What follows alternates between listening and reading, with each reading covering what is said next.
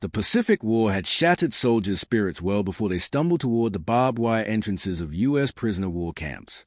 Those seas on blood-soaked battlegrounds like Guadalcanal or Saipan arrived in a daze, their frames ravaged by malaria, dysentery, and endless days teetering on the edge of famine. Flesh hung loosely from skeletons, eyes stared hollow from shadowed sockets, and what remained of their uniforms were filthy tatters, crusted with grime and perspiration. For these Japanese POWs, each faltering step into confinement was laden with terror. Their commanders had relentlessly instilled the notion that Americans were savage and unforgiving, that captives would face torture, enslavement, or execution for sport. Darker anxieties gnawed deeper. Surrender had already branded them as cowards, stripping away their dignity and rendering existence itself a curse. Above all, an unrelenting void clawed at their guts. In the lead-up to capture, provisions had shriveled to scraps, a fistful of moldy rice, maybe a scrap of leathery fish if fortune smiled. Desperation had driven many to gnaw on acrid jungle tubers just to quell the phantom ache in their bellies. The rumble of hunger pangs echoed as routinely as gunfire blasts. As trucks hauled them into the compounds, a thick hush descended. The men clamped their lips shut, though their gazes darted anxiously from rifle-toting sentries to the looming barriers. What horrors lay beyond? Agony, deprivation, a lingering demise at alien hands. That initial trek across the yard dragged on, unsteady and laborious. Frail limbs shuffled forward, chins tucked low, gaunt features and cracked mouths screaming fatigue. A few pressed hands to midsections, too drained to master torment of want. They caught the American stays, faces etched with sentiments hard to decipher. Compassion? Derision? The overseers held a steady authority, but no malice, which jarred them from the outset. Still, dread clung like damp rot. The inmates were certain the real torment loomed ahead. Murmurs rippled through the ranks. They'll let us waste away. This is just a prelude. Heed the captain's warnings. Americans loathe us. Each carried that conviction like lead in his ribs. Guts snarled in protest, yet no one anticipated reprieve. Then issued the command that upended everything. Rather than herding them into dank cells, the guards ushered the group into a vast chamber. The atmosphere inside was close and balmy, laced with an aroma so lush it halted them in their tracks. For a troop starved of proper sustenance for an eternity, the bouquet was intoxicating. The tang of newly baked loaves wafted forth, all yeast and warmth. Cauldrons bubbled with hearty stews brimming with chunks of veg and flesh. The acrid bite of brewed Java intertwined with the grounded notes of spuds and legumes. The Japanese halted, exchanging wide-eyed glances of incredulity. This wasn't the reek of ruin, it was the perfume of plenty. But weariness gripped their gullets. Was this genuine? Could foes who'd pummeled their shores now proffer nourishment? Mess kits, odd in heft and form, were thrust upon them. Hesitant and dazed, they advanced. Scoops of broth splashed into metal dishes, wedges of fluffy loaf, pats of golden spread, scoops of piping legumes. A handful scored morsels of flesh, juicy, aromatic, laced with fat. To souls who'd lately choked down worm-riddled grains, the tableau bordered on hallucination. Doubts surged back at once. Hisses spread. A ploy? Tainted, no doubt. Grumbles soured further. They stuff us to mock our fall. Yet craving overrode caution. The lead captive raised a utensil on quivering fingers. His stare bounced to the watchers, then to the vaporous vessel. He lingered, poised on the brink, then surrendered to frailty one. He sampled. Scalding, savory, alien. The briny elixir coated his palate, soothing his gullet as it descended. Briefly, lids sealed, relished the bliss, or brace the betrayal. Naught befell him. No agony, no venom. Just a bloom of heat unfurling within. Emboldened by his survival, the rest surged in. Some wolfed it down in frenzy, cramming bites as if plunder waited. Broth sloshed, crusts crumbled, pulses tumbled over platters. Need eclipsed decorum, unleashing a torrent of novel sensations. Loaves yielded like mist beneath teeth, worlds apart from the gritty clumps of their homeland fay. The melt of dairy atop it brought creaminess and zest unknown in barracks. The bruised dark, robust edge jolted palates unaccustomed to it, though its oddity trumped the abyss. A lad scarce out of boyhood breathed, scarce believing, more bounty than our superiors ever deigned. Verity stung. Their forces had exacted privation, toil, and stoicism. Here, amid adversaries, heaps exceeded fevered reveries. The twist pierced keenly, but sated cause quelled gripes. As the feast wound down, stillness reigned save for clinking cutlery and labored gasp from gullets taxed by haste. Midriffs throbbed, not from lack, but from abrupt repletion after eons of dearth. The captives slumped in awe, some gaping at cleared surfaces, others dipping heads in mortified delight. One had compelled what intellects reeled from, that rivals might outdo their own in mercy. It marked the dawn of their bewilderment. That inaugural feast quelled pangs, but not phantoms. If aught, it amplified enigmas. Evenings in the shadowed dorms, as figures sprawled on cots, murmurs crept from pallet to pallet. Why squander victuals on scum like us? There's malice afoot. No kindness comes gratis to the chained. Bleak mutterings followed. Yanks schemed to bulk them for toil or vivisection. Or it was feigned benevolence, prelude to reprisal.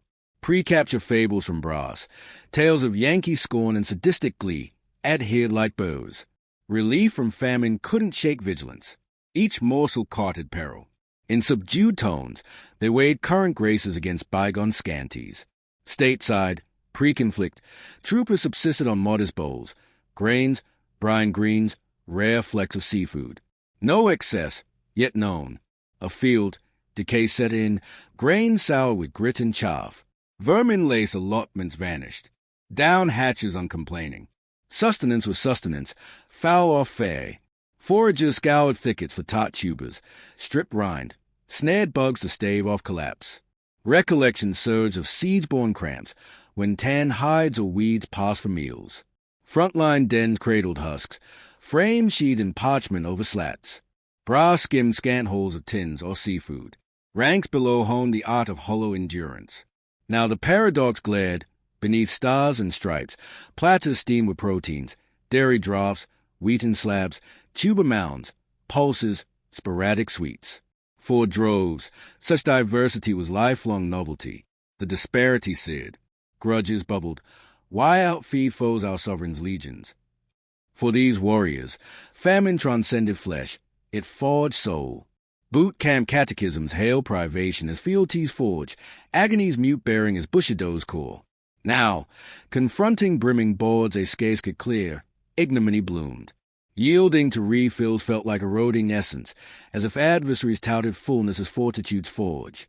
Conversely, some sense burdens ease. Repletion wasn't frailty, it was vitality. Gradually, covertly, awareness dawned. Foes prized provender not as trial, but tonic for vigor, renewal, regimen.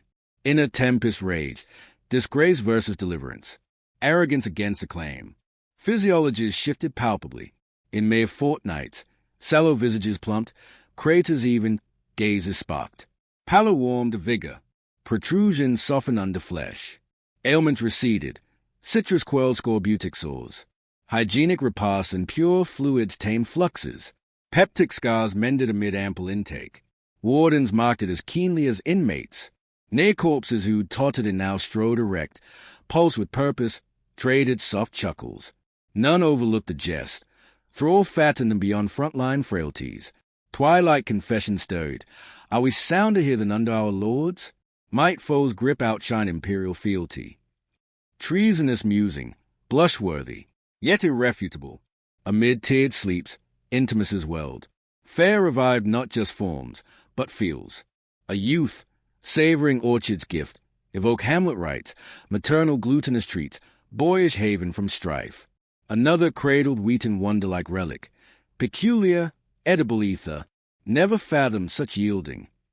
Kin sense resurfaced, steaming grains, half-side mirth. Spouses or betrothed loomed in yarns of post-war tales, odd delights amid downfall. These exchanges wove or at opulence, chagrin at frailty, spite at rival riches, and grudging thanks for breath to partake. From venom dread sprouted wary welcome. Repasts eroded indoctrinated portraits. No deprivations, no drubbings. Nay, sustenance, salves, sinew. Epiphany jarred, yielding spelled shame, adversaries inhuman, subjugation sorrier than sepulture. Yet vitality surged, vigor renewed, oddly obliged. Though lips sealed on it, verity hummed in hushes. Thrall, for all its stain, harbored unforeseen grace. At outset, each draught dripped out. Crusser save for toxin. Brews gulp with backward peaks for lurking lash. But cycles spun uneventful. No abrupt ends, no veiled vexations. Feeds arrived thrice daily, clockwork as dawn. Not mere mirage, right and right-bred reliance. Hesitant, inexorable, inmates grasped, no withering plots. No enfeeblement schemes. Simple succor, surpassing homelands. Burden as verity, bonds brought balm, nurture, rebirth. Liberty under lieges wrought rut. As moons mounted, Vian transcended Bellefoda. Emblems emerged. Each crust, each vapor is vined, each lacteal draught intoned vastness beyond void. Potence, profusion, precision. Yanks lavish largesse unbound, even on antagonists. To Isle veterans who'd eyed mates molder, such surfeit stupefied. Color curdled. If chattel claimed this, ponder frontline feasts. Devastating. If detainees dine deluxe, what wonders wetted warriors? How stand sparse isles 'gainst such storehouses? Alternately, or crept, cadence unveiled depth, battlefield might mask logistical leviathan. Legions loped not on grit solely, on girth, and Columbia commanded masses mastication. Juxtaposition jarred.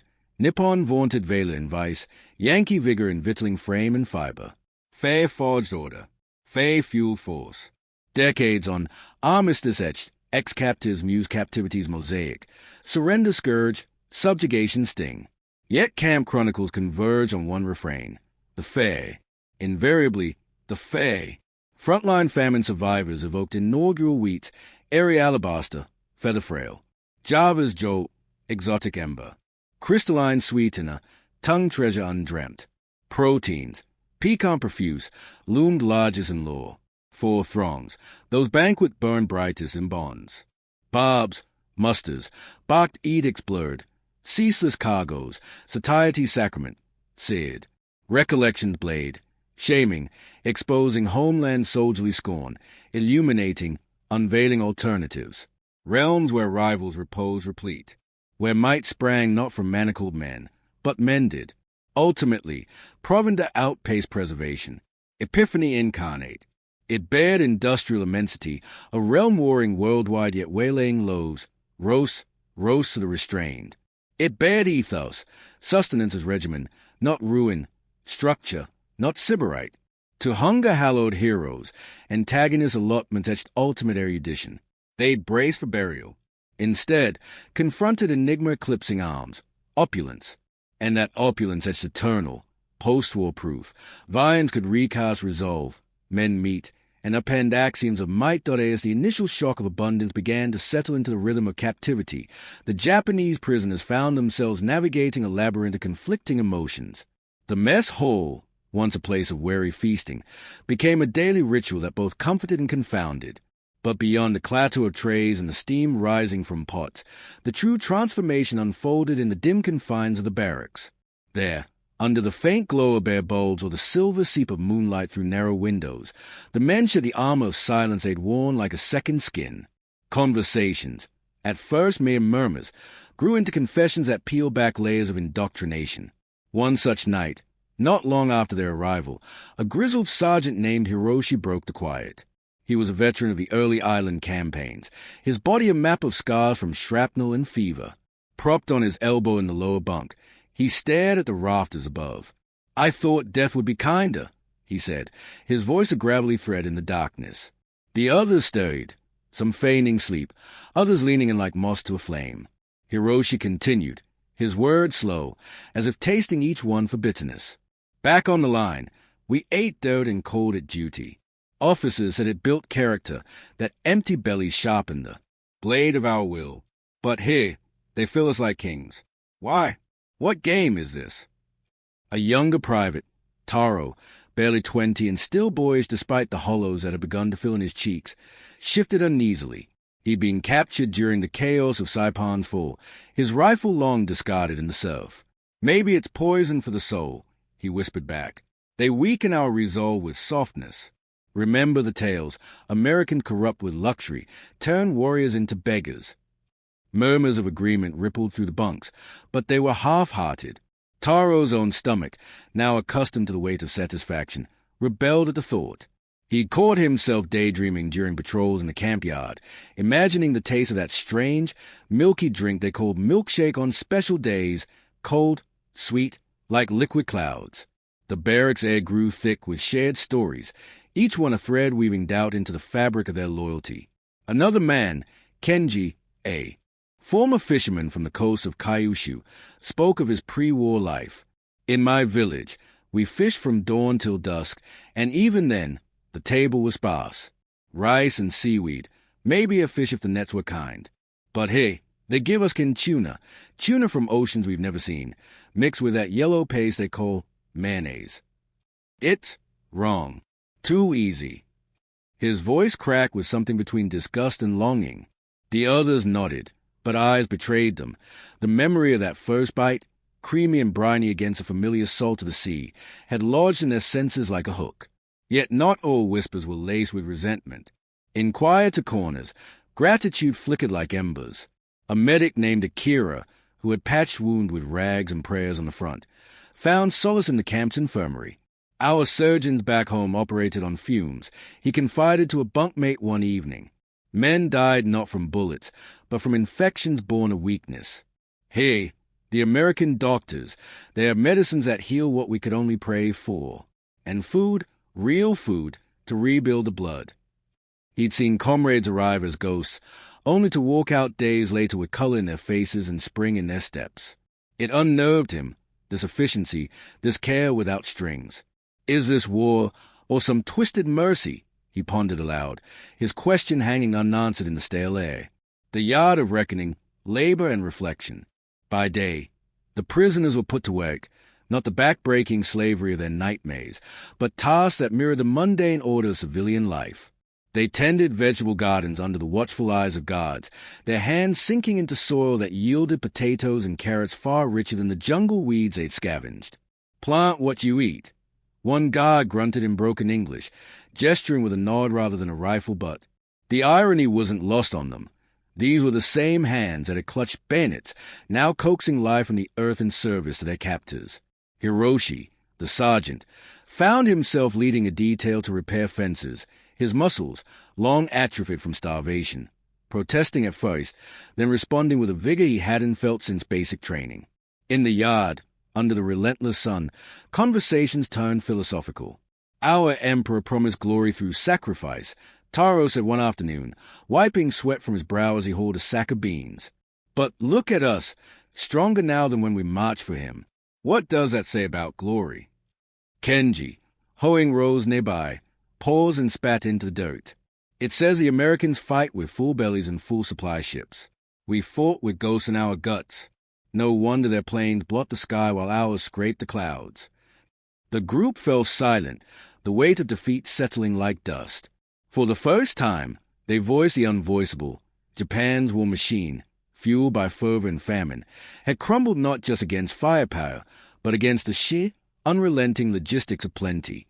Occasional glimpses of the outside world filtered in, through radio broadcasts smuggled in whispers or the guards' casual chatter.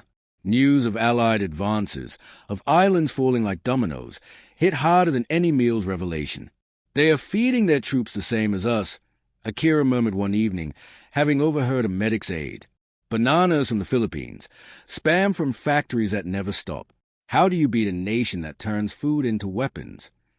The question lingered, eroding the myths of invincibility their officers had spun. Surrender, once a death sentence in their minds, now seemed a bizarre salvation. Echoes of home, letters and longings.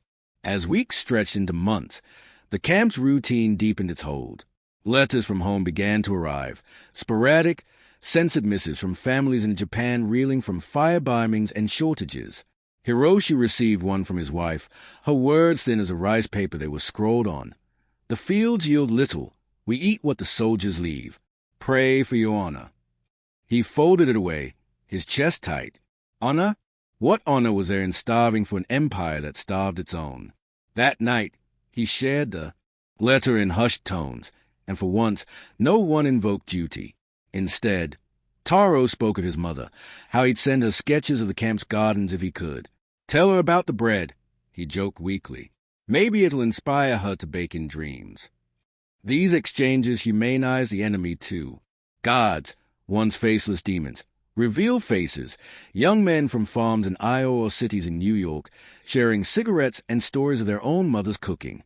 One, a lanky corporal named Ellis, even traded a pack of gum for a lesson in origami, his laughter booming as a paper crane took flight.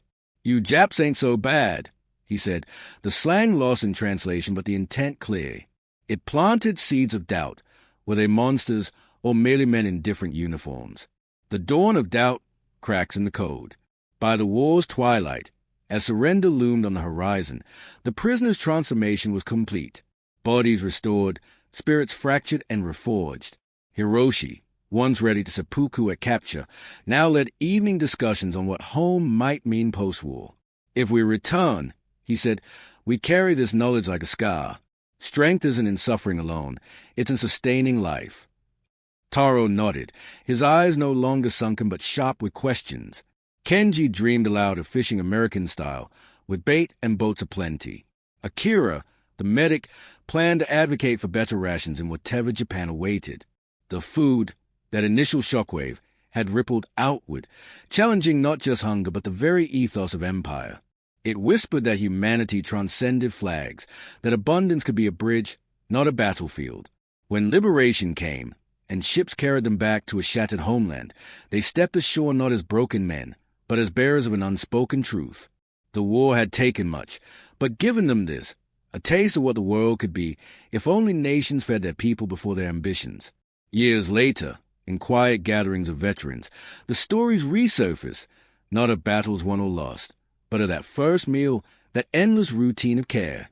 It was their secret victory, a quiet rebellion against the hunger that had defined them, and in sharing it, they honored not just survival, but the profound, unexpected humanity that had sustained it. If this continuation stirred your curiosity about the human side of history, like, share, and subscribe for more deep dives into WWII's untold chapters. Your engagement keeps these stories alive. ## beyond the first bite. Life unfolds in captivity. As the days blurred into weeks within the fortified enclosures of American camps, scattered across sun-baked islands like Oahu or the arid expanses of the mainland, the initial haze of disbelief began to lift for many Japanese captives. What had started as a gaunt procession of skeletal figures, haunted by the specters of jungle famines and imperial indoctrination, evolved into something resembling routine. Yet, this transformation was no simple reprieve. It was a labyrinth of contradictions, where gratitude warred with ingrained shame, and the mundane mechanics of camp life chipped away at the warrior ethos they'd been forged in. Guards, often young GIs themselves, enforced rules with a firmness tempered by Geneva protocols, inspections, roll calls, labor details, but without the capricious brutality they braced for. No midnight bayonet drills, no ritualized beating for perceived slights. Instead, the air hummed with the unfamiliar cadence of 3 square meals, medical checks, and even glimpses of leisure that felt like forbidden luxuries. Labor was inevitable, of course.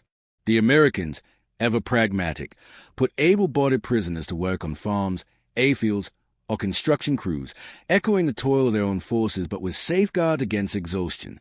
One former POW, reflecting years later in a memoir, recalled hoeing fields under the Hawaiian sun, his hands, once callous from rifle grips, now gripping tools that yielded tangible results, rows of vegetables destined not just for Allied tables, but occasionally for their own. "We expected chains and whips," he confided to a camp interpreter, a Nisei soldier bridging the chasm of language and culture. Instead, they gave us pay slips, stamps, really, redeemable at the post-exchange for soap or cigarettes. These small mercies, like the tobacco pouches or candy bars traded among bunks, sowed seeds of doubt. Had the propaganda reel from Tokyo, depicting Yankee captors as subhuman fiends, been mere shadows to rally the ranks? Medical care proved another revelation, a stark counterpoint to the untreated agonies of frontline foxholes. Dysentery-ravaged guts, once dismissed as endurance tests by Japanese medics, now received sulfur drugs and hydration drips in makeshift clinics. Malaria's feverish grip loosened under quinine regimens, and surgeons mended wounds with antiseptics that didn't sting like salt in open sores. For some, like a sergeant from Saipan whose leg had festered untreated for weeks, the transition was miraculous. I thought amputation awaited, or death from gangrene. But the American doctor, he saved it, and with kindness in his eyes. Stories rippled through the barracks at night, whispered under the glow of dim bulbs. Tales of operations performed without charge, of nurses who didn't recoil from their enemy patients. Yet suspicion lingered. Some prisoners, steeped in tales of biological experiments, eyed the pills warily, convinced they were laced with truth serums or wells. Only time, and the steady retreat of ailments, eroded that fear. Interrogations, too, unfolded far from the torture chambers of their nightmares. Held in separate facilities like Fort Hunt in Virginia for high-value officers, or Camp Tracy in California, these sessions were methodical marathons of psychology rather than pain. Interrogators, fluent in Japanese and armed with dossier from captured documents, offered tea and translations of Allied newsreels instead of rubber hoses. They wanted our knowledge of tactics, not our screams. One naval lieutenant later recounted. Propaganda played a subtle role here. Prisoners were shown films of thriving Japanese-American communities, or broadcasts from Tokyo admitting setbacks, planting fissures in the emperor's infallibility. For the rank-and-file in standard camps, such encounters were rarer, limited to occasional talks by bilingual chaplains or psychologists probing morale. These interactions humanized the demons their officers had vilified, revealing shared frailties, homesickness, doubts about the war's righteousness. But captivity's psychological toll was profound, a silent siege on the soul. Bushido's code, drilled from conscription day, branded surrender as eternal disgrace, a stain no amount of rice could wash away. Many awoke from nightmares of seppuku denied, their minds replaying the officer's final harangue. Better death than Dishna. In the quiet hours, some turned inward, composing haiku on scraps of paper or carving wooden talismans to reclaim fragments of identity. Others found solace in makeshift groups, sumo matches in the yard, or clandestine gambling with handmade dice, echoing the camaraderie of their old units. Yet fractures emerged. Those who'd surrendered early faced scorn from latecomers, branded coward in hushed arguments. We ate their food, but it tasted of betrayal, one veteran admitted in post-war recollections. The Americans, sensing this turmoil, introduced programs, education classes on democracy, even judo instruction by Nisei guards, to foster integration. Though uptake was slow, pride a stubborn barrier. As months stretched toward the war's end, the camps became microcosms of reluctant adaptation.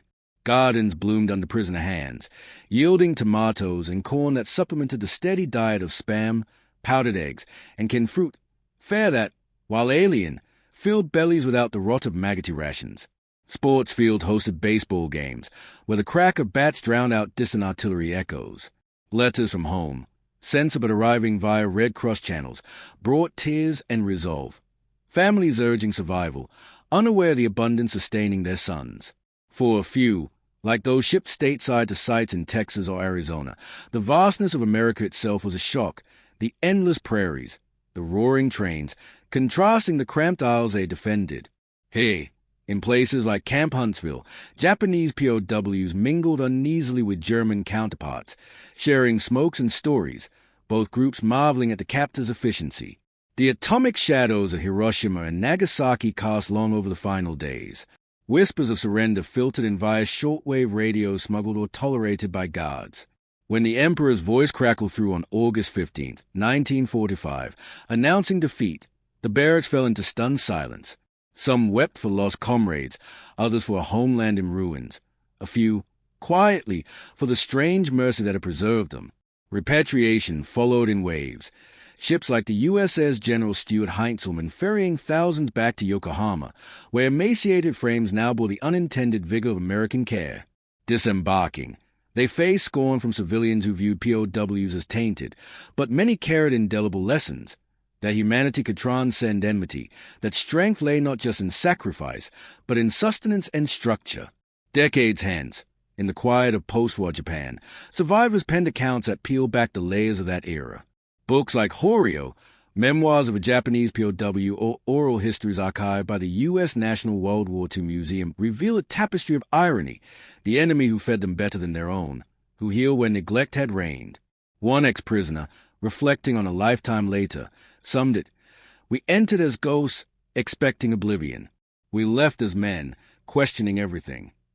These narratives, drawn from declassified reports and personal diaries, underscore a poignant truth.